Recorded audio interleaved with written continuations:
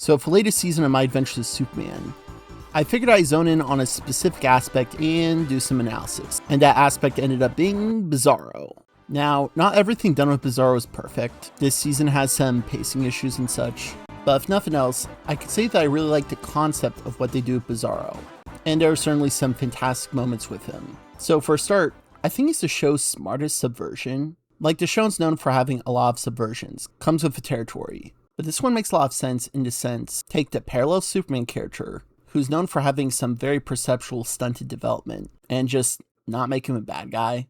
Like, it calls into hindsight why a lot of versions of Bizzaro are even considered villains. Like, if you have someone with low intelligence and seemingly innocent motives, often in situations due to misunderstandings, it's like, why make him a bad guy? Makes it seem like we're picking on some disabled people. Like, you could think, oh, it's a fantastical world. Look at Bizzaro doing his thing. And there have been a lot of ways to subvert Bizzaro. Sometimes he's a confused clone, which Superman has a lot of those. Sometimes he's from some parallel Bizarroverse, which I generally think is more interesting. Superman and Lois had some ideas with it where he was basically normal like Superman.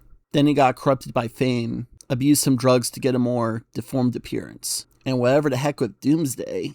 Here they opted for the clone version, but since he's more sympathetic here, it works better anyway. The extent of his antagonism is just one little tussle of Clark. Kara calls him an abomination. Later they learned that the robot was the real killer, and some insights to Bizarro's past that parallels Kara's. Bizzaro saves Clark, and from there he's like a normal guy doing his thing. He doesn't have a professional Superman getup, just some makeshift suit he literally wears to Comic-Con. And he ends up chill running his own ice cream place. That's nice. He's missing for a few episodes due to the threat of Cyborg Superman, but like, I don't blame him. Dude's intense. And heck, while Clark loses his powers, with Kara at best protecting the city, we actually see Bizzaro step in and do some crime stopping.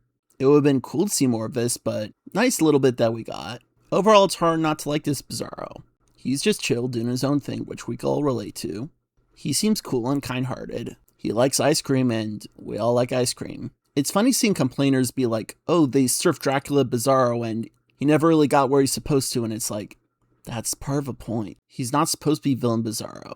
They took the concept of a Superman clone with stunted development, and they were like, hey, would he be a villain, or would he be chill? I think he'd be chill. One last thing, we get a part where his former caretaker monologues to Bizzaro about doing good through an audio recording, which is always a cool moment, and the thing is always a thing of Superman, where he's used to having monologues of heroism from a father figure. A concept that we see less of within Superman adaptations, for whatever reason. Maybe it's seen as too childish. So doesn't it make it fitting here that with this more childish version of Superman, they harken back to this more childish sort of trope? You know, it's all part of a clever subversion. Anyway, what are your takes of this version of Bizzaro, or the show in general? Feel free to let me know, and cheers.